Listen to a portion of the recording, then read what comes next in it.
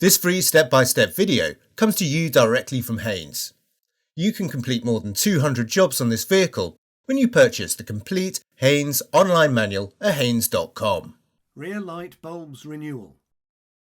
Open the rear doors of the vehicle. Release the door stay to access the rear lamp unit. Note the position of the two retaining nuts that secure the lamp unit to the vehicle. Undo both nuts and pull the lamp unit rearwards. Detach the lamp unit from its ball joints and disconnect the wiring connector from the lamp unit as it is removed from the vehicle. With the rear lamp unit on the bench, release the retaining tabs and remove the bulb holder assembly from the rear of the light unit. All the bulbs have bayonet fittings.